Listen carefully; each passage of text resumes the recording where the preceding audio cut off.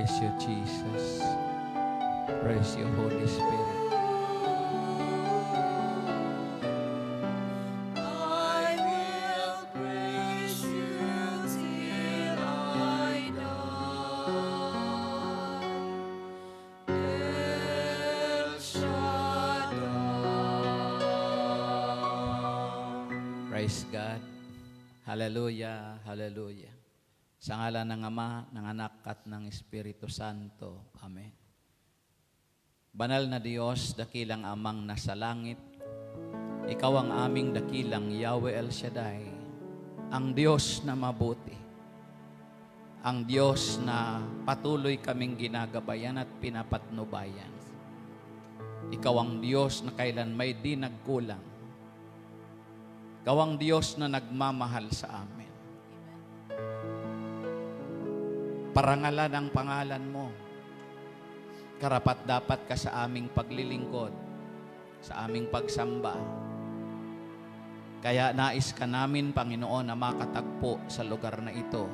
Lugar na kayo ang nagtalaga upang sa tuwing sasapit ang araw na ito, makipagtagpo kami sa iyo. Pagpalain po ninyo ang oras na ito. Samahan mo kami, kasihan kami ng karunungan na uunawa sa mga gintong aral na ating ihahayag sa araw na ito. Pagpalain po ninyo ang aming buong pagkatao. Gawin po ninyo na ang aming puso ay maging matabang lupa na tataniman ng iyong mga aral. At inaangkin namin ang iyong ipinangako. Saan man may 2, 3 na nagkatipong, nananalig, nananampalataya, nagkakaisa sa pangalan mo, naroon ka sa kalagitnaan nila. Amen. Thank you so much, Lord.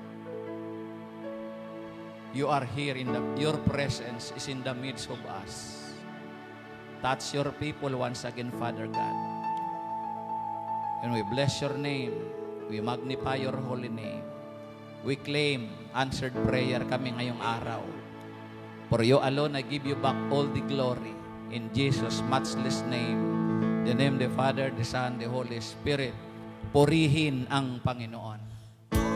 Purihin ang Panginoon, si Kristo ay narito na. Naging lakas at pag-asa. Hallelujah, hallelujah.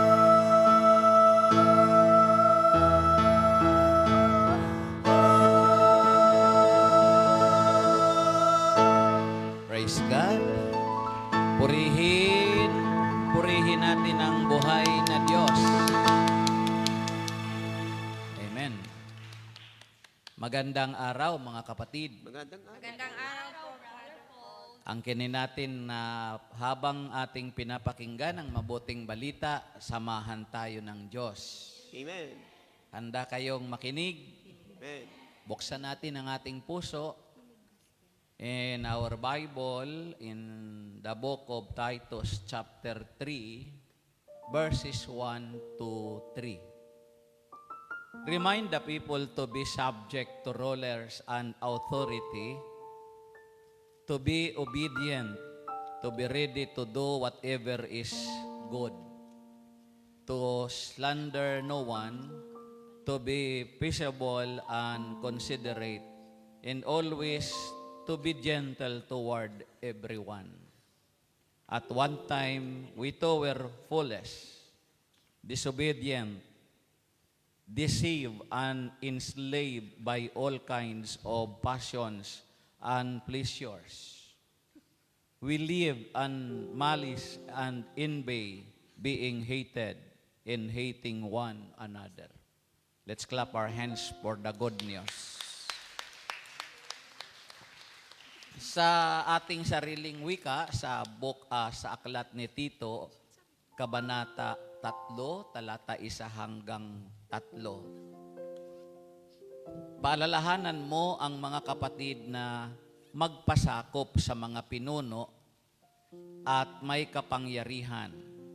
Sundin ang mga ito at laging maging handa sa paggawa ng mabuti. Sabihan mo silang huwag magsasalita ng masama laban sa kanino man. Umiwas sa pakikipag-away at maging mahinahon at magalang sa lahat ng tao.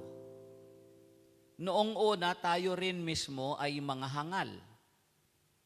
Hindi masunurin, naliligaw at nagiging alipin ng mga makamundong damdamin at lahat ng uri ng kalayawan. Nagahari sa atin ang masamang isipan at pagkainggit. Tayo'y kinapupuutan ng iba at sila'y kinapupuutan din natin. Mga kapanalig, mga minamahal kong kapatid at magulang, ang mabuting balita ng ating Panginoon.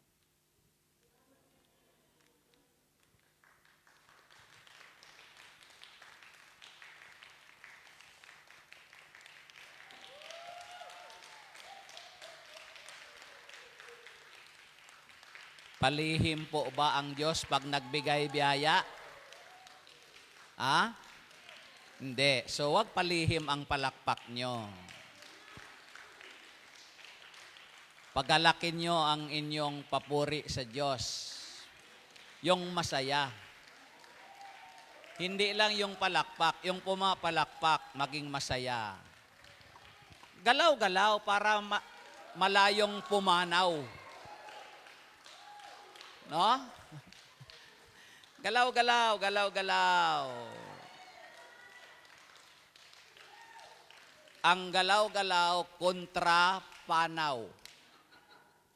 Nabalitaan nyo na ba? Hindi pa.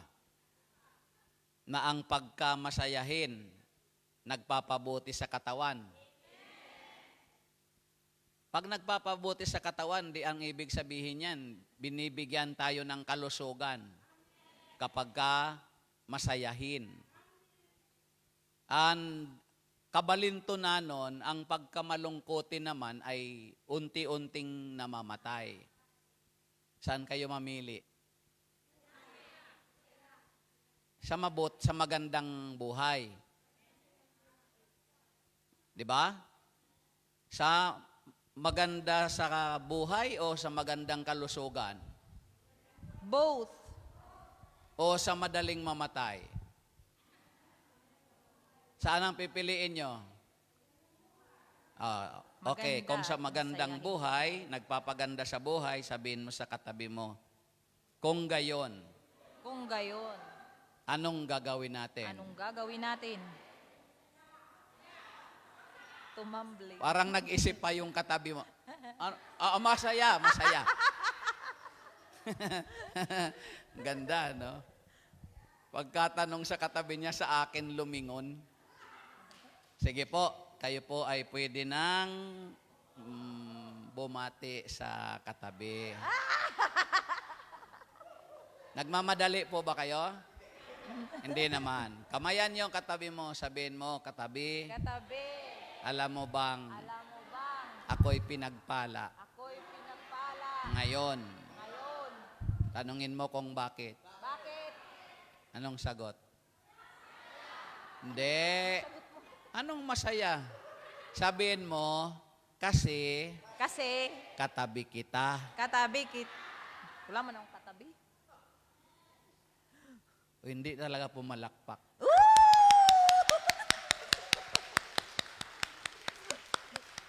Ako sigurado ako, isa sa mga panalangin natin palagi na hindi na natin nakakalimutan, Lord, bless me and make me as a blessing.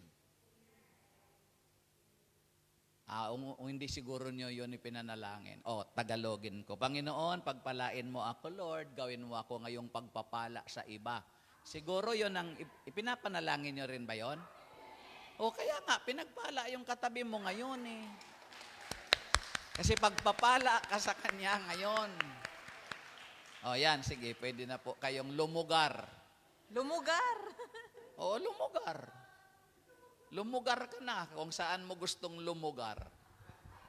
Okay? So ito na talaga ang hindi ko makakalimutan na sit-up ng Friday group. Talagang palapit na sa exit. Dahil weekend na to weekend na to. So salamat sa Panginoon una sa lahat, no? Sa 2 consecutive Friday na nakasama ko kayo. So dahil tonight, I'm coming back to the island Macau. Kaya kakantahan ko kayo ng paalam.